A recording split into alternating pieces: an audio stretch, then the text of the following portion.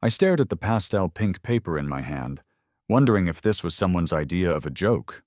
But no, the letterhead bore the familiar embossed logo of Sunnyside Estates Homeowners Association, and at the bottom was the unmistakable signature of Diane Keller, HOA Board President. Notice of violation, unauthorized agricultural activity, fine, $750? I read it again, certain I'd missed something. I hadn't. According to this notice, my excessive vegetable gardening was bringing down property values and creating an agricultural eyesore unbecoming of Sunnyside Estates' prestigious image. My tomatoes. They were fining me for growing tomatoes. I sat down heavily on my porch steps, looking out at my garden. The morning sun caught the dew on my prize San Marzanos, their red skin practically glowing. Nearby, a row of butter lettuce unfurled like green roses, and the cucumber vines climbed their trellises with delicate tendrils. In my grandfather's voice, I could hear, "Nothing more honest than growing what you eat, Mikey." My grandfather had taught me everything I knew about coaxing life from soil. When terminal cancer took him 3 years ago, I'd promised myself I'd always have a garden, no matter where I lived. It was the surest way to keep him with me. And now some HOA board was telling me it was against the rules? I scanned the fine print on the notice. Violation must be remediated within 14 days. Appeal process available through written submission. I crumpled the notice in my fist. I had specifically checked the HOA bylaws before buying this house 6 months ago.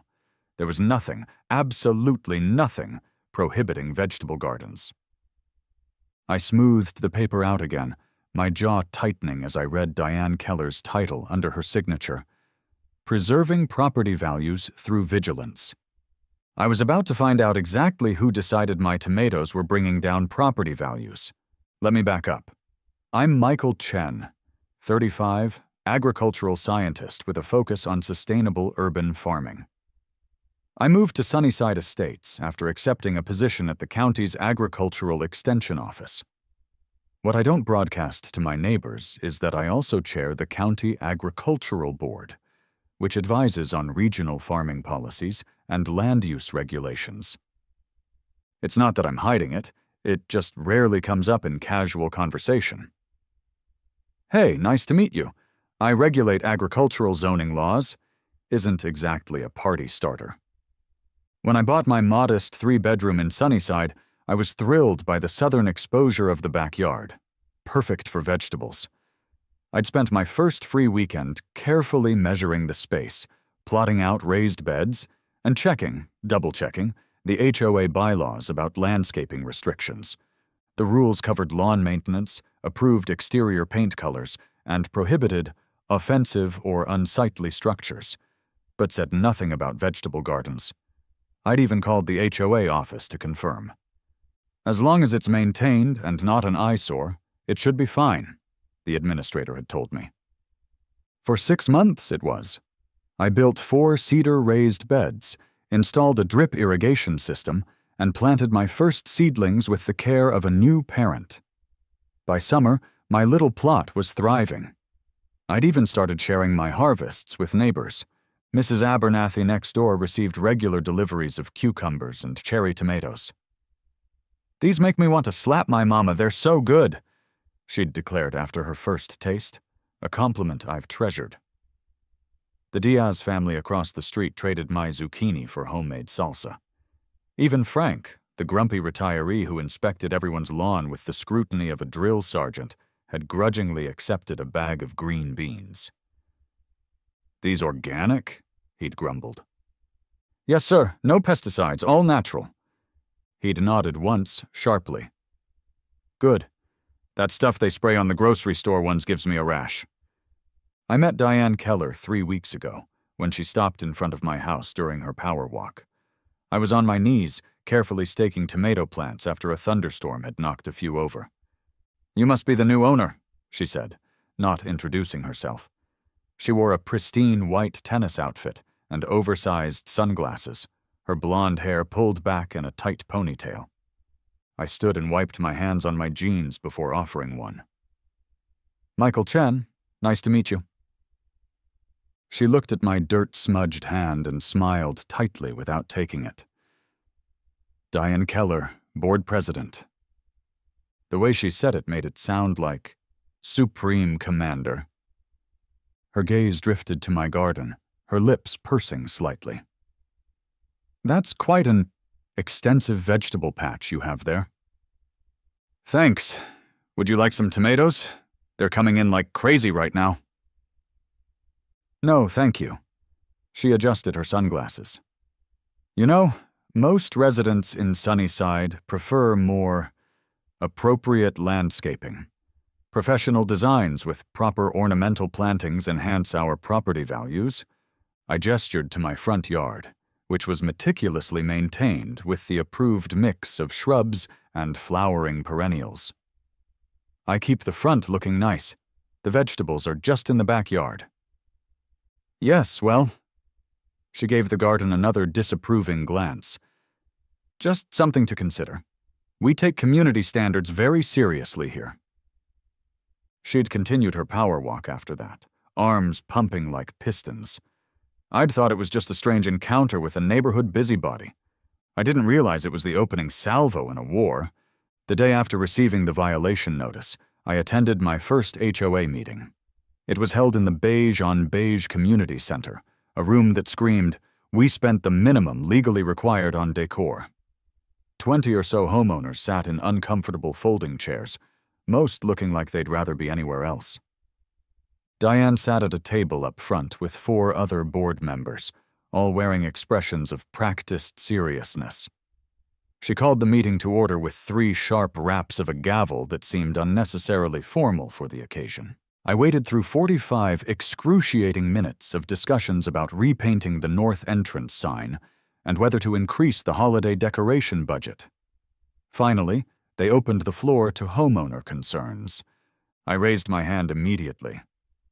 Yes, the new resident in 1482, Diane said, not bothering to use my name, though I'd introduced myself to her. I stood, holding up my violation notice. I received this fine for my vegetable garden, but there's nothing in the bylaws prohibiting gardens. I checked before installing it. Diane smiled the smile of someone who finds a small, annoying dog amusing.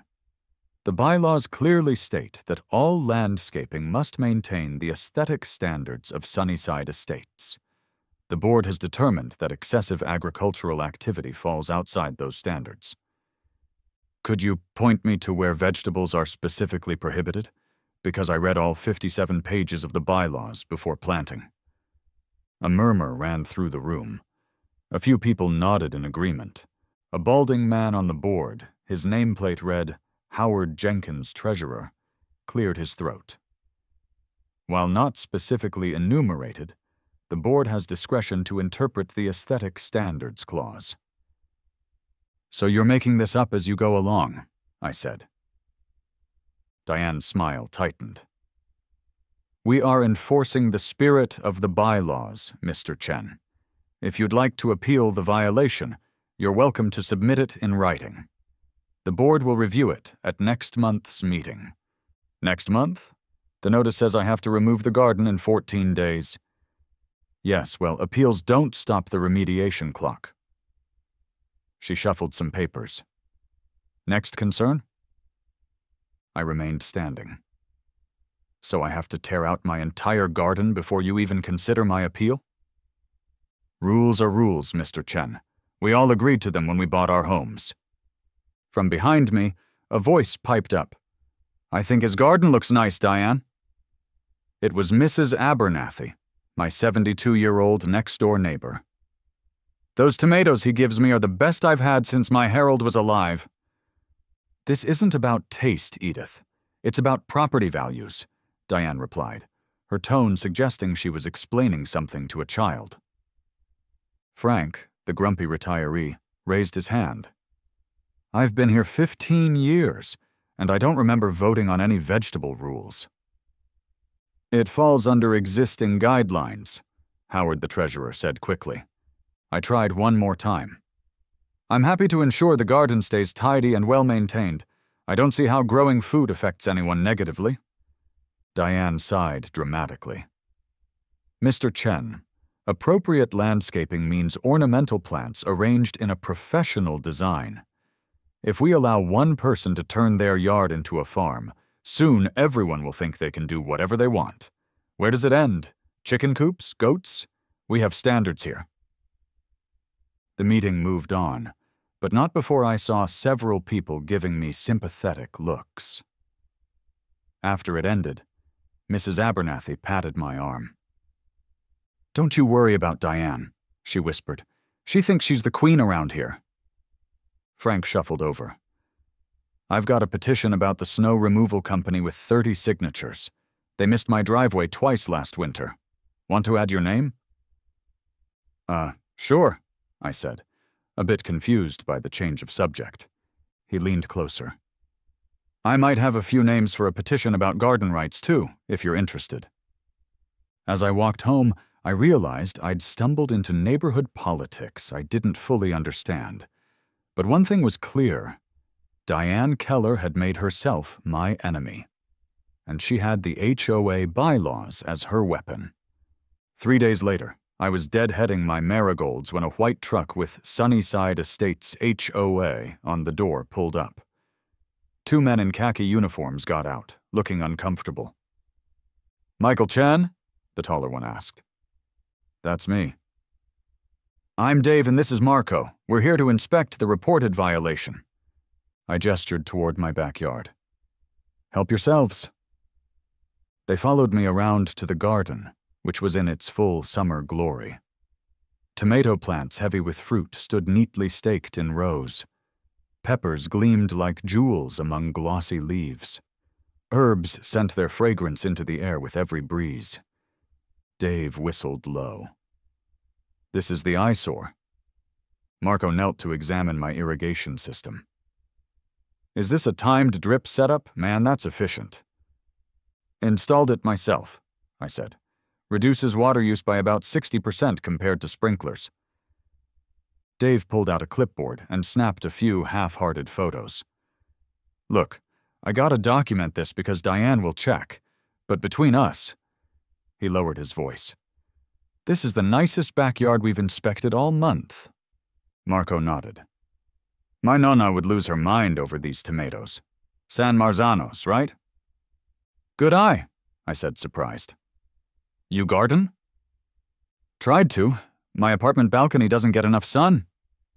He looked wistfully at my thriving plants. "What do you use for fertilizer?" For the next 20 minutes, we talked compost ratios and growing zones instead of violations. When they finally left, Dave gave me an apologetic shrug. "We have to file the report, but—" He hesitated. "If you need more time than the 14 days, we could probably delay our follow-up inspection." I thanked them, but I knew delaying wouldn't solve the fundamental problem. Diane was determined to destroy my garden. The next day brought an even more ridiculous escalation. I was harvesting basil when a police cruiser pulled up in front of my house. 2 officers approached, looking as confused as I felt. "Mr. Chen?" the female officer asked. "Yes?" "I'm Officer Lopez. This is Officer Brennan. We received a complaint about unauthorized agricultural activity." I stared at them. "You're kidding me." Officer Brennan looked embarrassed. "Someone reported a zoning violation for running a farm in a residential area." "It's a garden, in my backyard." I gestured to the raised beds behind me. They followed my gesture, and Officer Lopez actually laughed. "This is what the call was about? We were expecting, I don't know, a chicken coop at minimum?" "Can I show you around? I want to make sure you can file a complete report about my dangerous tomatoes." Officer Brennan grinned. "I wouldn't mind seeing it, actually. My wife's been trying to grow tomatoes for years, and they always get blossom end rot." I spent 15 minutes giving them a tour and explaining how calcium deficiency causes blossom end rot. Before they left, Officer Lopez filled a small evidence bag with cherry tomatoes for testing purposes. Her eyes twinkling, Officer Brennan scribbled on his notepad, For our report, observed residential garden, no zoning violations, no further action needed. As they walked back to their cruiser, I called after them. Did Diane Keller make this complaint? Officer Lopez didn't confirm or deny, but her expression told me everything. Just so you know, she said, the HOA has no legal authority to issue actual fines that hold up in court. They can try to put a lien on your house, but they'd have to prove you violated something specific in your contract. It was valuable information, but cold comfort. I didn't want a legal battle. I just wanted to grow my vegetables in peace. By the end of the week, Diane had escalated further. Several neighbors who'd supported me found warning letters on their doors about associating with non-compliant residents. Mrs. Abernathy showed me hers, hands shaking with anger. 47 years I've lived here, she fumed. Before there even was a Sunnyside Estates. Harold and I built the third house on this street when the rest was still cornfields. And now this woman who moved in 3 years ago is threatening me? The Diaz family received a citation for their basketball hoop, which had been in their driveway for 5 years without issue. Frank found a notice about his excessive lawn ornaments. 2 garden gnomes his grandchildren had given him. It was clear Diane was targeting anyone associated with me. But why? The vindictiveness seemed out of proportion, even for a power-hungry HOA president. The answer came from an unexpected source. I was at Fieldstone Cafe, a local farm-to-table restaurant that bought some of my extra produce, when the owner, Layla, mentioned something interesting. You live on Magnolia Drive, right?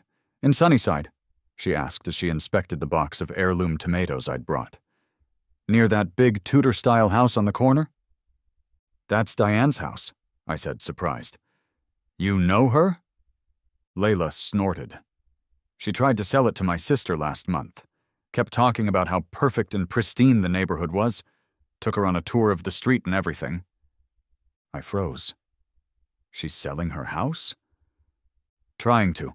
Been on the market for 3 months with no offers. My sister said she seemed desperate to unload it. Kept dropping the price. Suddenly, Diane's crusade made more sense. She wasn't just being a control freak. She was trying to sell her house, and in her mind, my vegetable garden was hurting her chances. My suspicions were confirmed the next day when I spotted a real estate agent putting up a new price-reduced sign in front of Diane's Tudor. I did some research online and found her house had started at $650,000 and was now down to $575,000, well below similar homes in the area. That evening, an emergency HOA meeting notice appeared in everyone's mailbox. The sole agenda item: vote on new landscaping restrictions. When I arrived at the community center the next night, it was packed. Diane had clearly been working the phones, because the usually empty chairs were filled with residents I'd never seen at meetings before. Many were elderly homeowners who'd been in Sunnyside since its early days, people who trusted the HOA board implicitly. Diane called the meeting to order with a grim expression. Thank you all for coming to this important vote. The board has proposed an amendment to our landscaping bylaws to explicitly prohibit vegetable gardens in front or backyards. Murmurs ran through the crowd. Vegetable gardening, she continued, attracts pests, creates unsightly structures, and, frankly, belongs on farms, not in prestigious communities like ours. Howard the treasurer nodded gravely. Our property values depend on maintaining a consistent aesthetic.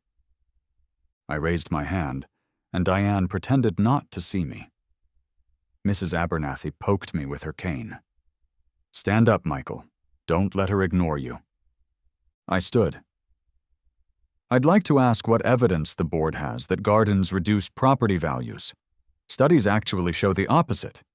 Green spaces and local food production are increasingly valued by homebuyers. Diane's smile was glacial. This isn't a debate, Mr. Chen, it's a vote. Shouldn't we debate before voting? Frank called out. That's how democracy works, last I checked. The board has already researched this issue thoroughly, Diane said. "Now all in favor of the amendment to prohibit vegetable gardens, please raise your hands." About half the room raised their hands, mostly people I didn't recognize. All opposed? The other half of the room, including Mrs. Abernathy, Frank, and the Diaz family, raised their hands. Diane quickly counted. "The ayes have it, 26 to 24. The amendment passes."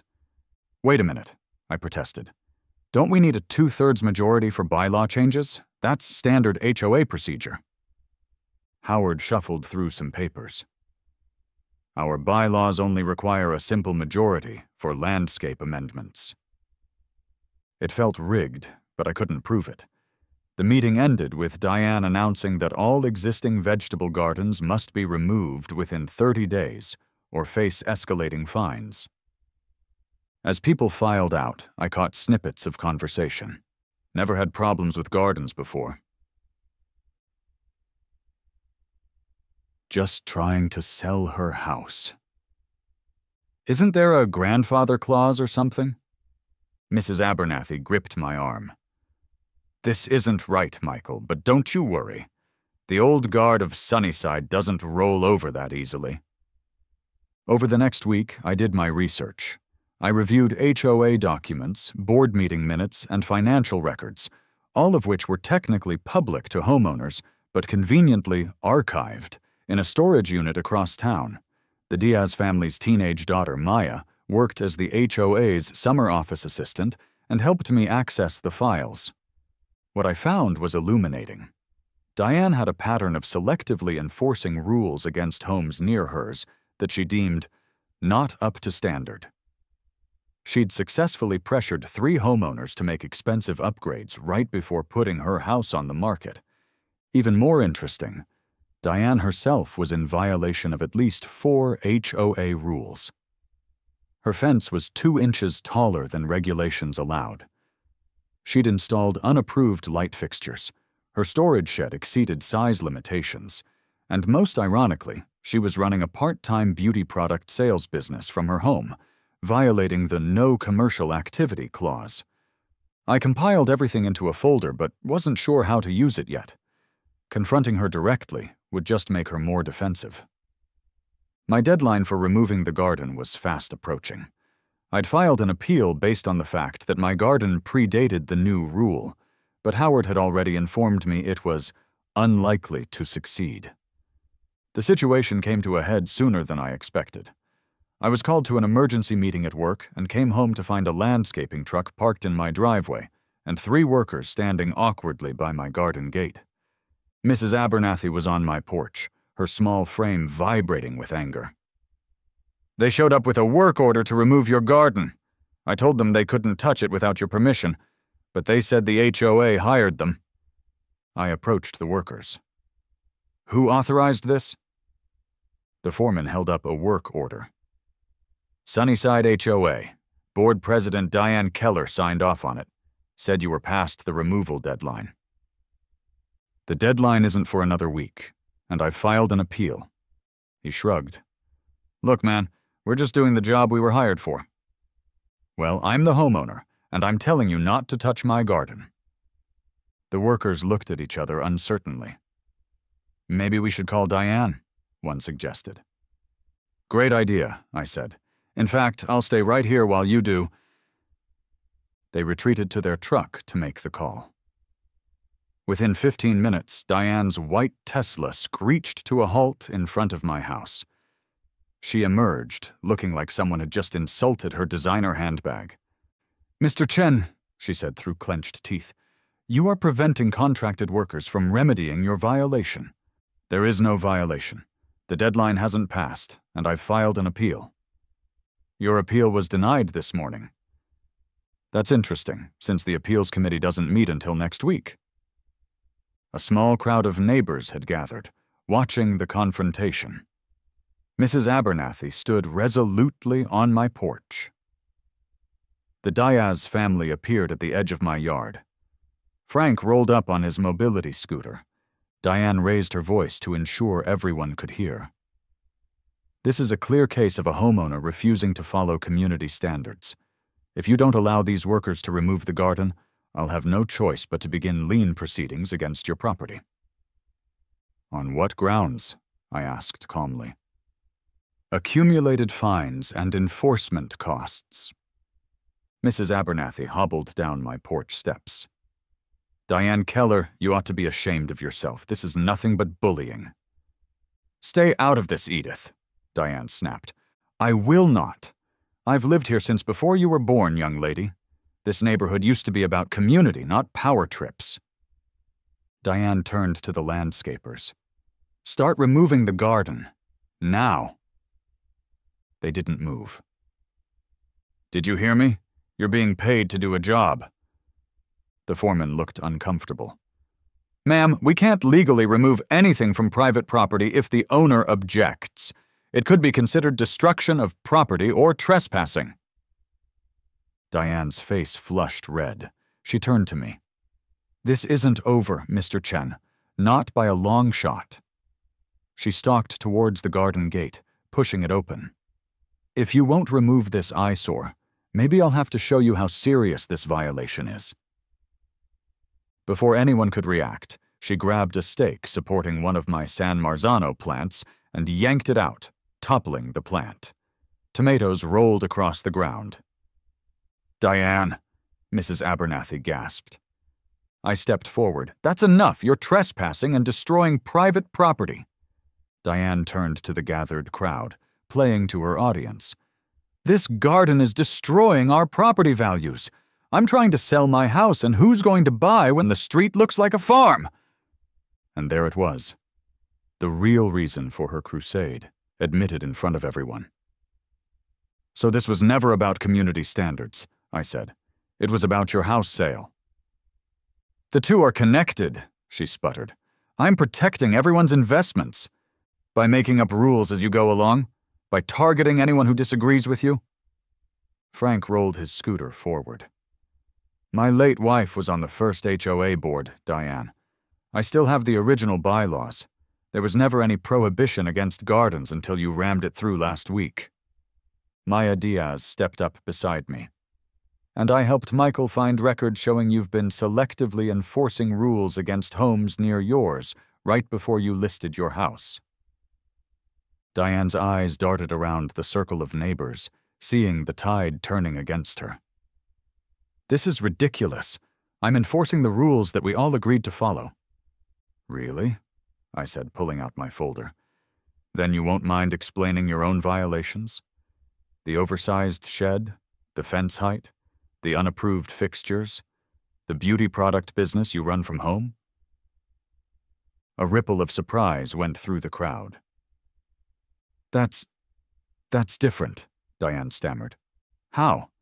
If we all need to follow the rules, shouldn't the board president set the example?" Howard, the treasurer, had appeared on the edge of the crowd, looking concerned at the commotion.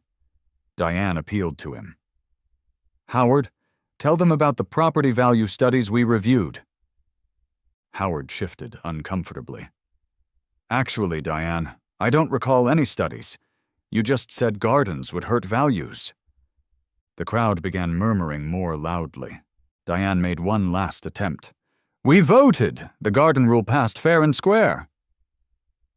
"About that," Mrs. Abernathy said, "I called my nephew. He's a lawyer. He says HOA bylaw changes require written notice 30 days before a vote, not the 3 days notice we got. Your emergency amendment isn't valid." Diane looked like she might explode. "This isn't a courtroom, Edith. We don't need legal opinions from your nephew." I decided it was time. I hadn't wanted to use my position as leverage, but Diane had left me no choice. "Actually," I said quietly, "legal opinions are exactly what we need right now. And as chair of the County Agricultural Board, I can tell you that your new rule likely violates the Urban Agriculture Protection Ordinance passed last year." The crowd went silent. Even Diane seemed stunned. "You... what?" "I chair the County Agricultural Board," I repeated. "We oversee agricultural policy for the region, including the Urban Agriculture Protection Ordinance, which prohibits HOAs and municipalities from banning food gardens on private property. Howard stepped forward. You never mentioned this. It wasn't relevant until someone tried to ban gardens, I said. I've been growing vegetables peacefully for months without issue. Is this true? Someone in the crowd asked. HOAs can't ban vegetable gardens? Not under county law, no. It's part of the county's food security initiative. Diane's face had gone from red to white. Why didn't you say anything at the meetings? Would it have mattered? You were determined to get your way, regardless of what anyone said. Mrs. Abernathy cackled. Well, isn't this a pickle, Diane? You've been trying to bully an agricultural expert into removing his legal garden. The landscapers, sensing they were in the middle of a losing battle, began packing up their equipment. So, we'll bill the HOA for the service call, but obviously we won't be removing anything today, the foreman said. Diane stared at him, then at me, then at the crowd of neighbors now openly discussing the situation.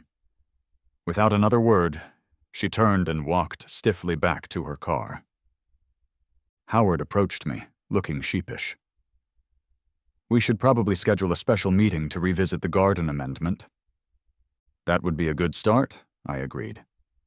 The emergency meeting was held 3 days later. With a record turnout of homeowners, the garden ban was unanimously repealed. Diane was conspicuously absent, having sent a terse email announcing her resignation from the board for personal reasons. Howard was elected interim president until the regular elections, and his first act was to establish a Community Standards Review Committee to examine all HOA rules for fairness and legality. As for my garden, it didn't just survive, it thrived. The confrontation had brought together neighbors who might never have connected otherwise. Mrs. Abernathy revealed she'd been secretly growing herbs in pots on her back porch, afraid of HOA repercussions. Now she proudly displayed them in her front yard. Frank, to everyone's surprise, asked if I would help him convert part of his lawn into a small vegetable patch. Been wanting to grow my own green beans for years, he admitted. Never thought I'd be allowed. The Diaz family and several others joined in, and soon we had an informal garden club meeting in different backyards each week, sharing tips and harvests. 2 months later, we held the first Sunnyside Harvest dinner in my backyard, with everyone bringing dishes made from their homegrown produce. The local newspaper even did a small feature on our suburban farm-to-table community. As for Diane, she eventually sold her house for $15,000 less than she'd originally asked, but still a fair price. The weekend before she moved, I spotted her in her backyard, staring thoughtfully at her immaculate but sterile lawn. I walked over to the fence between our properties. Diane?